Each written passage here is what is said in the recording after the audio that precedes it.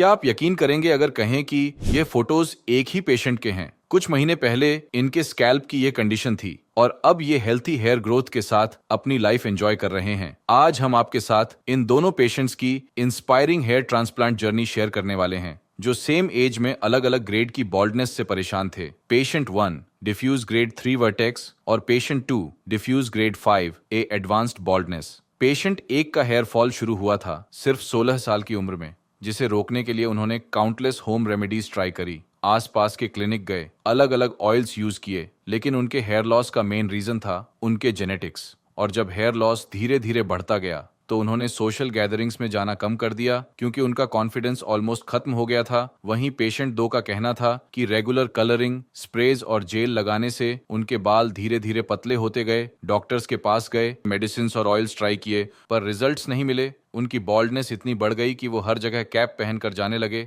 सर्दी हो या गर्मी, कैप उनकी पर्सनैलिटी का हिस्सा बन गई थी और यही से शुरू होती है उनके बॉल्डनेस के स्ट्रगल की कहानी। सब कुछ ट्राई करने के बाद दोनों ने फाइनल डिसीजन लिया हेयर ट्रांसप्लांट करवाने का, और यह डिसीजन उनकी लाइफ का टर्निंग पॉइंट बन गया। आज आप देखेंगे उनका अनबिलीवेबल ट्रांसफॉर्मेशन, जहां दोनों पेशेंट्स ने अर्ली स्टेज थिनिंग और एडवांस्ड बॉल्डनेस को बीट करके अपनी नेचुरल लुक और कॉन्फिडेंस वापस हासिल किया। साथ ही हम पेशेंट का सर्जरी, पीआरपी और रिजल्ट का एक्सपीरियंस भी आपके साथ शेयर करेंगे, तो वीडियो के एंड तक बने रहिए और साथ ही कमेंट करके हमें बताएं कि किस पेशेंट के रिजल्ट्स ने आपको सबसे ज्यादा इम्प्रेस किया और क्यों, क्योंकि आपका फीडबैक ही हमें इंस्पायर करता है आपके लिए और इन्फॉर्मेटिव ट्रांसफॉर्मेशंस लाने के लिए। चलिए पहले जानते हैं पेशेंट 1 के इनिशियल चैलेंजेस के बारे में।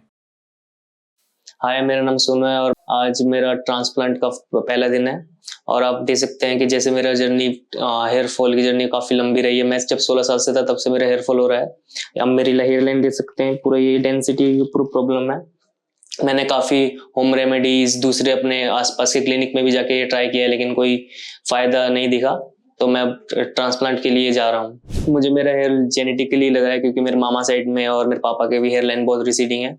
इस वजह से शायद नहीं रुक पा रहे हैं, तभी मैं हेयर ट्रांसप्लांट के लिए जा रहा हूँ। और जब भी मैं कॉलेज या सोशल गैदरिंग में कभी भी कहीं पे भी जाता था तो मुझे सेल्फ स्टीम में काफ़ी लो फील होता था। हेयर लाइन के लिए काफ़ी बार बार हेयर लाइन चेक करना, ये सब। मैंने अपने हेयर फॉल के बारे में अपने फैमिली के साथ डिस्कशन किया था और मैंने अपने फादर को बताया था। वो फादर मेरे सपोर्ट के लिए मेरे साथ केमिस्ट्री क्लिनिक पे आए हैं। अभी मेरी सर्जरी स्टार्ट होने वाली है और जैसे कि मैं अब थोड़ा नर्वस भी हूँ, लेकिन कल मैंने कंसल्टेशन और ब्लड सैंपल भी दिया था। क्लिनिक ने काफ़ी हेल्पफुल रहे और उन्होंने बताया कि ज़्यादा दर्द नहीं होगा और मैं अभी थोड़ा सेल्फ रिलीफ हूँ। अभी मैं सर्जरी के लिए जा रहा हूँ। अगर बीच बीच में ब्रेक मिलेंगे तो मैं आपसे जुड़ा रहूँगा। मिलते हैं सर्जरी के बाद। पेशेंट 1 की हेयर लाइन डिफ्यूज पैटर्न में रिसीड हो रही थी, जिससे उनका फॉरहेड वाइड लग रहा था। फ्रंटल एरिया के भी कुछ पार्ट में थिनिंग विजिबल थी। पॉजिटिव पार्ट ये था कि रिमेनिंग एरियाज में हेल्थी फॉलिकल्स प्रेजेंट थे, जो पीआरपी और मेडिकेशन के कॉम्बिनेशन से हील हो जाएंगे। लेकिन क्राउन में थोड़ी थिनिंग थी, जहां ग्राफ्ट्स इम्प्लांट होंगे। बॉल्डनेस के अकॉर्डिंग पेशेंट का डोनर एरिया फेवरेबल कंडीशन में था। चलिए अब जानते हैं सेकंड पेशेंट के इनिशियल चैलेंजेस के बारे में। विशाल मेरा नाम। मेरा काफ़ी टाइम से हेयर फॉल हो रहे थे। मैं काफ़ी दुख था कि कब जाके मैं हेयर ट्रांसप्लांट करवाऊँ मेरा। फिर मैंने सोचा कि कोई अच्छा क्लिनिक होए उसमें मेरा हेयर ट्रांसप्लांट करवाऊँ। तो मैंने यूट्यूब पे वीडियो देखी, केमिस्ट्री क्लिनिक हरिद्वार से। फिर वहाँ मैंने सोचा कि मेरा हेयर ट्रांसप्लांट करवाएं। फिर मैंने कॉल लगाया, फिर डेट ली, तो मैं आज इस क्लिनिक में हूँ। काफ़ी अच्छा रिजल्ट आता है इस क्लिनिक का। काफ़ी वीडियो देखी मैंने, अच्छे अच्छे रिजल्ट देखे। कई बड़े बड़े जो फिल्म शूटिंग है, बॉलीवुड के स्टार हैं, वो भी यहाँ आके अपना ट्रांसप्लांट करवा के गए हैं। मैंने भी सोचा मेरा भी करवाऊँ। अच्छा नहीं लगता था लुक मेरा, पूरे दिन टोपी लगा के रखता था तो मुझे अच्छा फील नहीं होता था और जैसा मेरे को अच्छी लुक वो सब बन नहीं पाता था। तो मैंने सोचा तब तो अपना हेयर ट्रांसप्लांट करवाना ही पड़ेगा। मेरे काफ़ी अच्छे बाल थे तो मैं क्या सब ऊपर ही रखता था बाल, ठीक है। फिर मैं जब सैलून जाता था, जब वहाँ पे अच्छे अच्छे कलर वगैरह करवाता था, फिर सैलून वाले ने बोलते थे क्या स्प्रे वगैरह ऐसा कुछ करे, तो मैंने बोला कर दो। तो स्प्रे, जेल वगैरह, इससे धीरे धीरे धीरे धीरे मैं करता गया तो धीरे धीरे मेरे हेयर फॉल होने लग गया था। एक दो बाँच जब नहाता था, जब बाल टूटते जाते थे, मैं इतना ध्यान देते ही नहीं था कि चलो कोई बात नहीं, होता रहेगा। फिर ज़्यादा होता लगा, ज़्यादा लगा कि अब तो ज़्यादा ही होने लग गया है हेयर फॉल, स्प्रे से, जेल वेज से। तो इससे ज़्यादा फिर ज़्यादा ही बाल झड़ने लग गए थे मेरे। फिर मैं बहुत टेंशन में हो गया था कि अब तो बाल जाएंगे, अब कुछ नहीं हो सकते इसके। मैंने कहीं डॉक्टर से भी लिया था, जो डॉक्टर के पास में गया था मैं कि सर इसका कोई टेबलेट, तेल वगैरह कुछ हो तो मेरे बाल रुक जाएंगे। फिर मैंने ऑयल यूज किया था, फिर उससे कोई फ़ायदा दिखा नहीं मुझे। फिर मैंने एक यूट्यूब से एक टेबलेट देखी थी। टेबलेट लाने के बाद में फिर मैंने 1 महीने तक उस टेबलेट को खाया। फिर खाने के बाद में मेरी हेयर फॉल रुक जरूर गए थे, बाल टूटने झड़ने बंद हो गए थे, पर ग्रोथ नहीं हो पा रही थी। इसलिए फिर मैंने सोच लिया कि ये टेबलेट भी कोई मतलब नहीं है, फिर अब तो हेयर ट्रांसप्लांट ही करवाना पड़ेगा। सर शादियों पार्टियों में भी जाते थे तो दिक्कत होती थी। कई फैमिली के साथ में केप लगा के घूमते, पूरे दिन केप ही लगाते, सर्दी गर्मी में हर टाइम केप लगा के घूमते थे। तो कुछ दोस्त लोग पूछते थे कि भाई केप क्यों लगा रखी तूने, तो फिर उनको बताने में थोड़ी दिक्कत होती थी कि क्या बताऊं मेरे दोस्त को। फिर बोला कि क्या हुआ ऐसा, फिर हेयर फॉल हो रहा है यार, बाल टूट रहे हैं। ऐसे शादियों में अभी इस एज में हेयर फॉल होना तो अच्छा नहीं है, अगर बाल झड़ जाएंगे तो अच्छा नहीं है। तो क्या कि शादी पार्टी में दिक्कत आती है। तो ऐसा है कि सर जैसे कि कोई दिक्कत तो है नहीं, अगर अपने आगे जाके के फ्यूचर में सोच रहा है तो अभी लाइफ पूरी बाकी है। अब इसी लाइफ में अगर अपना बाल झड़ने लग गए, टूटने लग गए तो फिर दिक्कतें आएंगी। तो मैंने सोचा कि हेयर ट्रांसप्लांट करवा लें तो उससे आगे जाके कोई दिक्कत नहीं आएगी। क्यूस्टिक क्लिनिक से मैं जब एक इंस्टाग्राम चला रहा था, जब क्यूस्टिक क्लिनिक की एक वीडियो आई थी तो मैंने वीडियो देखा था, क्योंकि मेरे भी वैसे तो बाल झड़ चुके थे। तो मैंने सोचा कि अपन क्यूस्टिक क्लिनिक से एक बार हेयर ट्रांसप्लांट करवाएं अपना। तो काफ़ी क्या हमारे पास में भी है, वैसे भी तो जयपुर है, उदयपुर में है, भीलवाड़ा में है, इधर प्रतापगढ़ में है, इधर पास में भी होता। तो मैंने सोचा कुछ अच्छा क्लिनिक हो जिसका अच्छा रिजल्ट हो, उसमें कोई दिक्कत नहीं होए। तो फिर मैंने सोचा कि अपना जो क्यूस्टिक क्लिनिक है वो हरिद्वार में, वहाँ जाके अपना हेयर ट्रांसप्लांट करवाएं तो वहाँ जाके अच्छा रहेगा। जब हेयर ट्रांसप्लांट होता है, जब का रिजल्ट भी बताते, जब होने के बाद में भी बताते हैं रिजल्ट कैसा आया, अच्छा है नहीं है। इसलिए मैंने क्यूस्टिक क्लिनिक हरिद्वार को चूज किया कि भाई अब मैं इसमें हेयर ट्रांसप्लांट करवाऊंगा मेरा। मैंने जब कॉल किया क्यूस्टिक क्लिनिक हरिद्वार में, जब मैम ने कॉल बिठाया तो बोला क्या दिक्कत है। मैं बोला मैम हेयर ट्रांसप्लांट करवाना है। कि कब से हो रहा है आपका ये? क्योंकि साल भर, 1.5 साल हो गए, 2 साल हो गए। कि चलो ठीक है, आपकी फ़ोटो भेजो।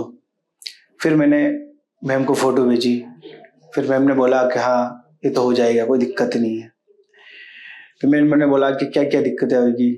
कि कोई दिक्कत नहीं है ऐसा तो, जो अगर आप आएंगे यहाँ पे तो शैम्पू यूज नहीं करना था आने से पहले, और ऐसी कोई आए तो शर्ट फेर के आए, साथ में लाए तो एक जने कोई लाए, तो ऐसी कोई दिक्कतें थी।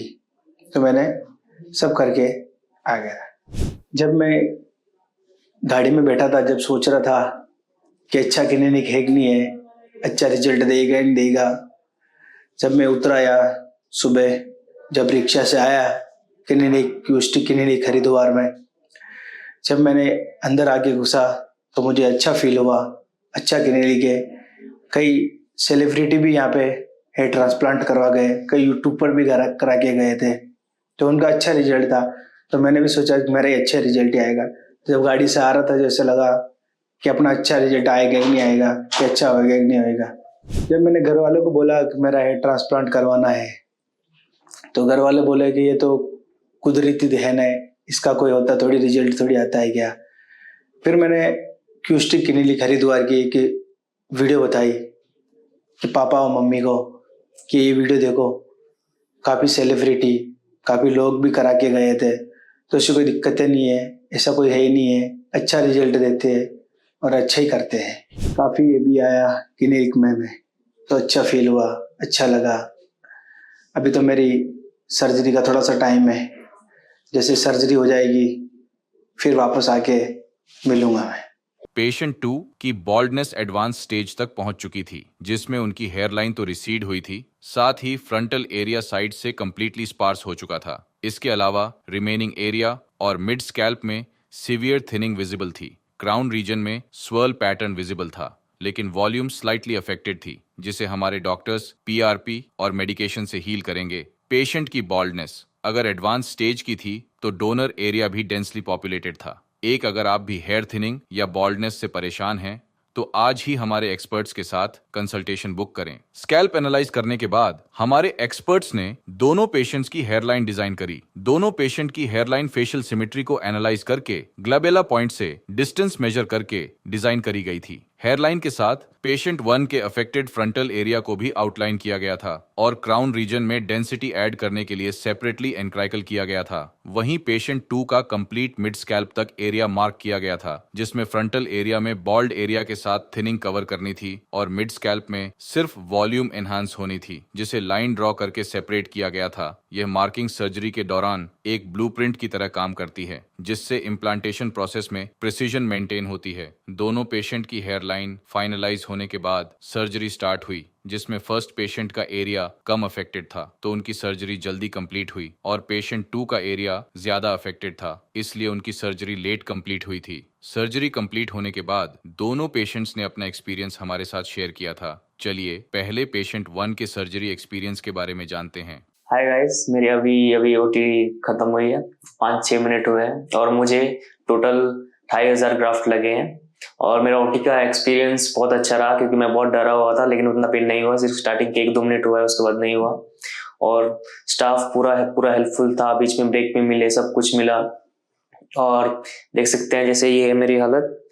अभी आपको बाद में पीआरपी के समय मिलते हैं। और मेरा जो ट्रांसप्लांट है वो केओएसटी क्लिनिक में हुआ है, और मैं यही सबसे मुझे मोस्ट ट्रस्टेड लगा, क्योंकि यही अभी बहुत सबसे ज़्यादा पॉपुलर है। और मैंने यहाँ आसपास के फ्रेंड्स और सबसे पूछा है तो उन्होंने यही रिकमेंड किया कि केओएसटी क्लिनिक में जाना है। तो मेरे यहीं पे 2500 ग्राफ्ट लगे हैं। तो मैं आपको मिलता हूँ अभी पीआरपी के साथ। मेरी जो सर्जरी है केओएसटी टेक्निक से हुई है, और ये केओएसटी क्लिनिक में ही की जाती है और कहीं पे नहीं की जाती। मैंने और कहीं भी जगह दिखा था, यही मेरे को टेक्निक सबसे अच्छी लगी, क्योंकि सबसे फास्ट है और ये एक ही दिन में कंप्लीट की जाती है। अभी नए लुक को देखने में तो अच्छा ही लग रहा है, क्योंकि अब ये पूरा फ्रंट एरिया मेरा पूरा खराब हो चुका था। अब ये दिखने में शायद अच्छा लगेगा, अब रिजल्ट्स के बाद ही आपको बता सकते हैं। अब जो मेरा नेक्स्ट पीआरपी होगा वो 1 मंथ बाद होगा, तब आपको रिजल्ट 1 महीने के बाद मैं आपको दिखाऊंगा कि कैसा लगता है कैसा नहीं। तब तक बनिए रहिए इस वीडियो के साथ केओएसटी क्लिनिक में। पेशेंट की सर्जरी शुरू हुई थी स्लिट्स क्रिएट करने से, जिसके बाद QHT टेक्निक को फॉलो करते हुए सिमल्टेनियसली एक्सट्रैक्शन और इम्प्लांटेशन किया गया। हेयरलाइन जॉन में प्री मेड इनरगुलर स्लिट्स को फॉलो करते हुए सिंगल और थिन हेयर फॉलिकल्स इम्प्लांट किए गए थे, जिससे सॉफ्ट नेचुरल अपीयरेंस क्रिएट होती है। और फ्रंटल एरिया में डबल और ट्रिपल हेयर फॉलिकल्स इम्प्लांट किए गए थे। क्राउन रीजन में भी स्वर्ल पैटर्न को वॉल्यूमिन्स बनाने के लिए सेम फॉलिकल्स को डिफरेंट एंगल में इम्प्लांट किया गया था। इस ग्रेड 3 वर्टेक्स केस में टोटल 2500 ग्राफ्ट्स इम्प्लांट हुए थे, जिन्हें पेशेंट के सेफ डोनर जोन से एक्सट्रैक्ट किया गया था। अब जानते हैं पेशेंट 2 के सर्जिकल एक्सपीरियंस के बारे में। हेलो गाइस, मेरा नया लुक देख के मैंने अच्छा फील हुआ, अच्छी खुशी हुई। ऐसा लुक जैसा था पहले वैसे अब बना मेरा लुक वापस। नॉर्मल सब पेन हुआ मुझे, बाकी ऐसी कोई सर्जरी गई मेरे कोई दिक्कत नहीं आई मुझे सर्जरी में। अच्छा है, काफ़ी अच्छे डॉक्टर थे, अच्छी सर्जरी की मेरी, अच्छे ग्राफ लगाए। मैं नेक्स्ट टाइम आऊँगा यहाँ पे जब मेरा रिजल्ट का प्रूफ बता दूँगा। क्लिनिक पे जब आऊँगा मैं यही पीआरपी सीजन, जब मैं नेक्स्ट मेरे क्लिनिक पे इधर क्लिनिक पे आऊँगा, जब मैं आपको मेरा रिजल्ट है जो वापस दिखाऊंगा कि अच्छा रिजल्ट है मेरा नेक्स्ट टाइम वीडियो के साथ में। Thank you. पेशेंट 2 की सर्जरी भी सेम टेक्निक फॉलो करते हुए परफॉर्म करी गई थी। इनके भी हेयरलाइन जोन में नेचुरल लुक क्रिएट करने के लिए सिंगल और थिन हेयर फॉलिकल्स इम्प्लांट किए गए थे, और फ्रंटल एरिया और मिड स्कैल्प में डेंस और वॉल्यूमिनस लुक क्रिएट करने के लिए डबल और ट्रिपल हेयर फॉलिकल्स इम्प्लांट किए गए थे। इस एडवांस स्टेज ऑफ बॉल्डनेस में टोटल 3,700 ग्राफ्ट्स इम्प्लांट किए गए थे, जिन्हें पेशेंट के सेफ डोनर जोन से एक्सट्रैक्ट किया गया था। अगर आप सर्जरी के बारे में और डिटेल में जानना चाहते हैं तो हमारी टीम से कनेक्ट कीजिए, वो आपको गाइड करेंगे। हेयर ट्रांसप्लांट सर्जरी के बाद दोनों पेशेंट्स ने 1 महीने पूरा होने पर क्लिनिक विजिट किया था, जिसमें पेशेंट्स के ट्रांसप्लांटेड एरिया में मिनिमल शेडिंग विजिबल थी और नेटिव फॉलिकल्स अपनी नेचुरल पेस पर ग्रो कर रहे थे। इस विजिट पर पेशेंट्स ने फर्स्ट पीआरपी थेरेपी भी ली थी, जो फॉलिकल्स को स्टिमुलेट करके ग्रोथ फेज को एक्सेलरेट करती है। 1 महीने की अवधि में पेशेंट्स का डोनर एरिया कंप्लीटली हील हो चुका था। वहां रेडनेस या एक्सट्रैक्शन के साइंस विजिबल नहीं थे। ओवरऑल 1 मंथ में प्रोग्रेस ट्रैक पर थी। इसके बाद पेशेंट्स ने मल्टीपल टाइम्स क्लिनिक विजिट किया था और अपना एक्सपीरियंस भी हमारे साथ शेयर किया था। चलिए पहले पेशेंट 1 की सेकंड विजिट का एक्सपीरियंस जानते हैं। मेरे ट्रांसप्लांट के 2 महीने हो चुके हैं और आज मेरी सेकंड पीआरपी थी। जैसे कि मेरी सर्जरी में 2,500 ग्राफ्ट लगे और मेरा एक्सपीरियंस बहुत अच्छा था, क्योंकि मैं काफ़ी नर्वस था अबाउट सर्जरी कि कितना पेन होगा। कुछ नहीं, ऐसा कुछ नहीं होता है, ये पेनलेस होता है ऑलमोस्ट। बस एनेस्थीसिया के टाइम में थोड़ा बहुत दर्द होता है, और पीआरपी में तो अगर ट्रांसप्लांट करें तो पीआरपी में पेन का पता ही नहीं चलता।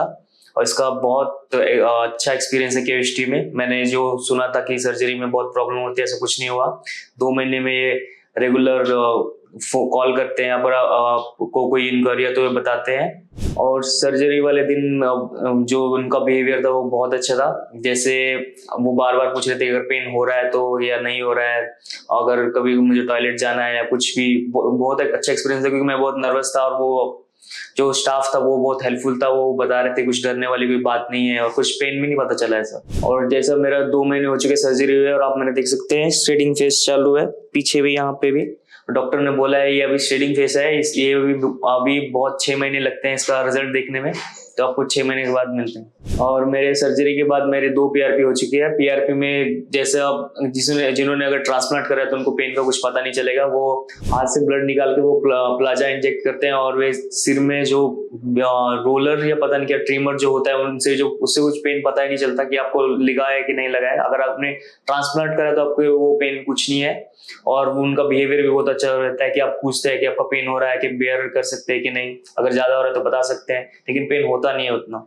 और इससे बालों की ग्रोथ और थिकनेस भी बहुत बढ़ती है, क्योंकि आप देख सकते हैं 2 महीने में मेरे जो एग्जिस्टिंग बाल थे उनमें बहुत थिकनेस आ चुकी है, वो पीआरपी की वजह से हुआ है और मेडिसिन। जब मेरी सर्जरी हुई थी तो डॉक्टर ने बताया था कि मैं अपनी डाइट पे खट्टा नहीं खा सकता, नॉन वेज या ये सब नहीं खा सकते, जो भी अगर किसी को स्मोकिंग प्रॉब्लम है या कुछ भी तो वो नहीं कर सकते। और आप अगर सनलाइट में लिखा है तो कैप नहीं लेके ही करना पड़ेगा। और वो एक स्प्रे देते हैं जो आधे घंटे बाद करना पड़ता है, वो 10 दिन के लिए है, उसके बाद वो नहीं करना पड़ता है।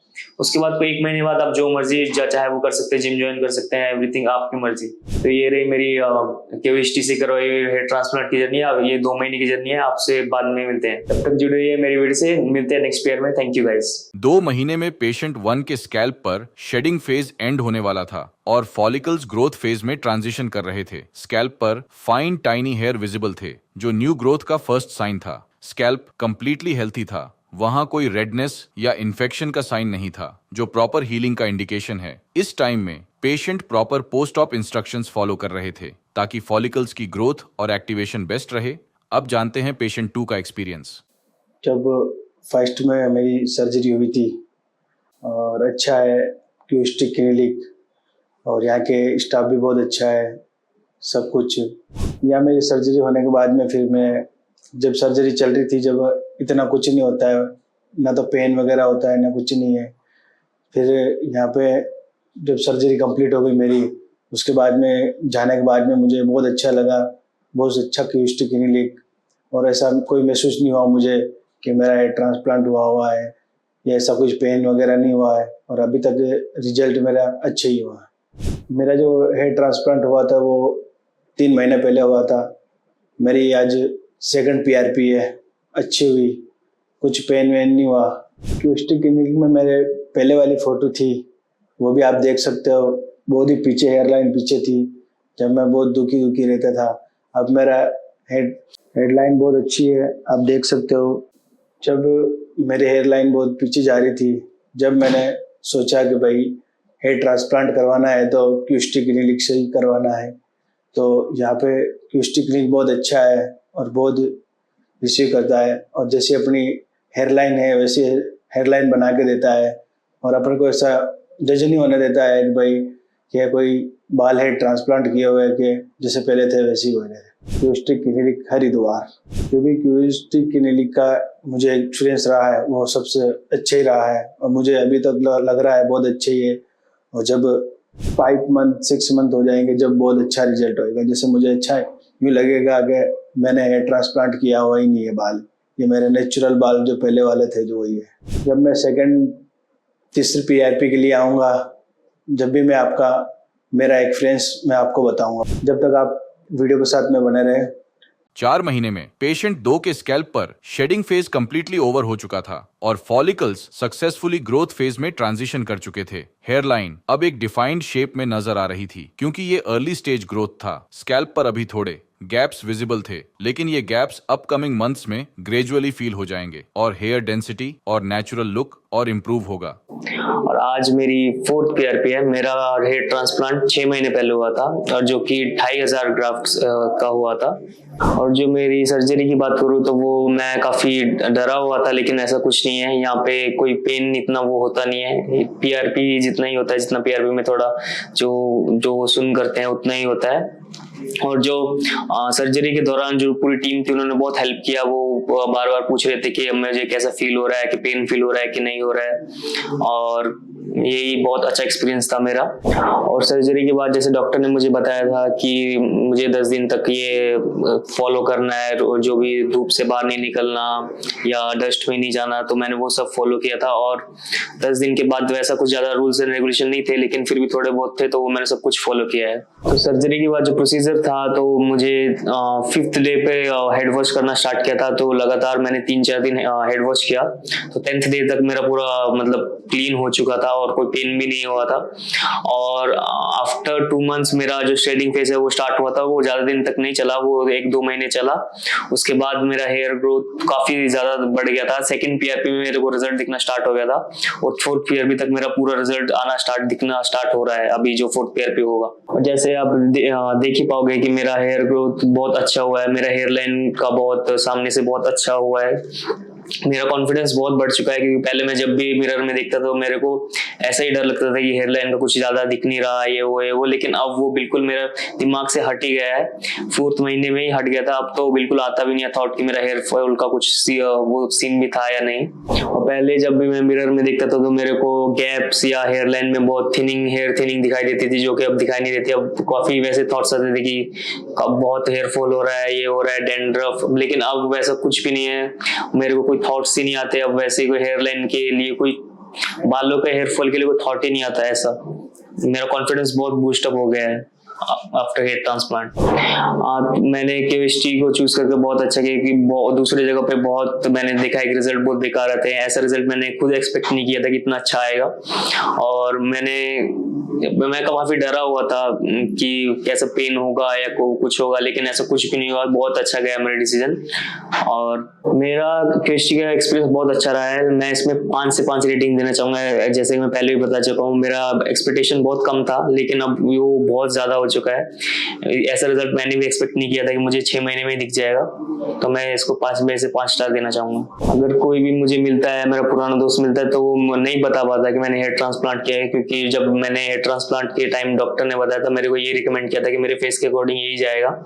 तो अभी जो नॉर्मल दोस्त रहते हैं तो वो ऐसे ही बोलते हैं कि तुम्हारा ऐसे हेयर ग्रोथ कैसे होगा, तो मैं नहीं बताता तो वो नहीं गेस कर पाते कि मेरा हेयर ट्रांसप्लांट हुआ है। हाँ, मेरा केमिस्ट्री से बहुत अच्छा एक्सपीरियंस रहा है। मेरी जो उम्मीद थी उससे तो बहुत ज्यादा ही हुआ है। मैंने उम्मीद नहीं की थी कि 6 महीने में इतना अच्छा रिजल्ट मिलेगा, जो कि मुझे उससे बहुत अच्छा मिला है। कि लोग बोलते थे कि 1 साल में अच्छा रिजल्ट मिलेगा, ये मिलेगा, लेकिन मुझे 6 महीने में उसका रिजल्ट मिल चुका है। अब तक मैंने अपना एक्सपीरियंस बताया। जब भी मैं नेक्स्ट PRP के लिए आऊंगा तब भी मैं अपना एक्सपीरियंस बताऊंगा और मेरी हेयर ग्रोथ के बारे में बताऊंगा कि मेरा कैसा हेयर ग्रोथ चल रहा है। तब तक के लिए बने रहिए केश टीम। 6 महीने में पेशेंट 1 का ओवरऑल लुक कंप्लीटली ट्रांसफॉर्म हो चुका था। हेयरलाइन अब परफेक्टली डिफाइंड नजर आ रही थी और पेशेंट के फेशियल फीचर्स को ब्यूटीफुली फ्रेम कर रही थी। फ्रंटल एरिया में डेंस और वॉल्यूमिनस ग्रोथ क्लियरली विजिबल थी और हेयर स्ट्रैंड्स सीमलेसली मर्ज हो चुके थे। क्राउन रीजन में भी voluminous swirl pattern naturally replicate हो चुका था। ओवरऑल स्कैल्प पर यूनिफॉर्म और डेंस हेयर ग्रोथ नजर आ रही थी। अब पेशेंट अपने अकॉर्डिंग इजीली हेयर स्टाइल कर सकते थे और कॉन्फिडेंट फील कर रहे थे। अब जानते हैं पेशेंट 2 का नेक्स्ट विजिट का एक्सपीरियंस। मेरी आज 3rd PRP है और अच्छा रिजल्ट है यहाँ का। जब मेरी हेयरलाइन पीछे थी उसके बाद में यहाँ से हेयरलाइन को सही सेट किया, फिर बाद में मेरे ट्रांसप्लांट हुए। तो पहले PRP करवाई थी तो मेरा जैसे सीडिंग फेज चल रहा था, जैसे कम से कम जब भी मैं हैंड वॉश करता था, जब भी बाल टूटते थे फर्स्ट महीने में, फिर धीरे धीरे सेकेंड महीने में धीरे धीरे टूटने लगे और ज़्यादा ही टूटने लगे थे। फिर 3rd महीने में जैसे जैसे कम होते चले गए और फिर 4th टाइम हुआ तो अच्छा ही था, जब कम हो गए थे टूटने उठने और जितने मेरे पहले बाल थे वो भी वापस ग्रोथ होने लग गए थे। अब मेरी 3rd PRP हो गई है और थोड़े बहुत भी बाल टूट रहे हैं और ऐसा तो कुछ नहीं है सर, अच्छा ही रिजल्ट है। या कोई स्टिक लेनी खरीदवार का। मैंने जब हेयर ट्रांसप्लांट करवाया, जब मैं फिर मेरे गांव गया था तो कुछ महीने बाद में बाल अच्छे होने लग गए थे। मेरे दोस्त लोग पूछते थे कि कहाँ से करवाया, नहीं करवाया, अच्छा रिजल्ट है, जितने पैसे थे उतने पैसे वसूल हो गए। फिर मैंने बोला कि क्यूस्टिक क्लिनिक हरिद्वार से करवाया मैंने, वहाँ का रिजल्ट बहुत अच्छा है और वहाँ की क्लिनिक भी बहुत अच्छा है और वहाँ के स्टाफ वगैरह बहुत ही अच्छे हैं सब।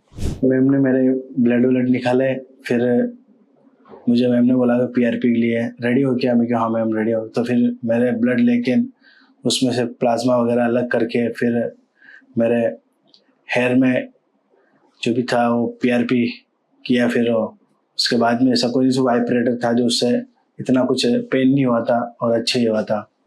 आज मेरी 3rd PRP है, अच्छा एक्सपीरियंस रहा मुझे, ऐसी कोई दिक्कतें नहीं थी उसमें PRP में। दोस्तों अगली वीडियो में मैं मिलता हूँ आपसे, मेरे से जुड़े रहिए।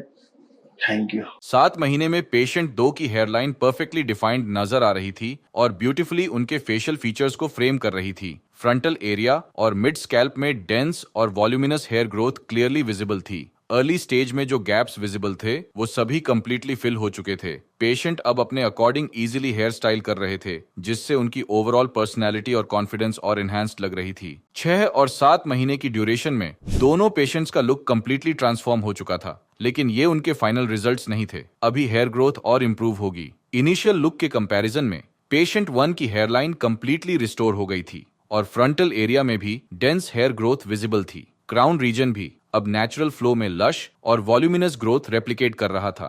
अब पेशेंट का ओवरऑल लुक एनहांस हो चुका था। पेशेंट 2 के रिजल्ट्स भी इनिशियल कंडीशन के कंपैरिजन में अमेजिंग थे। हेयरलाइन परफेक्टली फेशियल फीचर्स को फ्रेम कर रही थी और ओवरऑल स्कैल्प पर यूनिफॉर्म डेंसिटी विजिबल थी, जिससे पेशेंट का ओवरऑल लुक एनहांस हो चुका था और अब वो अपने अकॉर्डिंग बालों को स्टाइल भी कर रहे थे।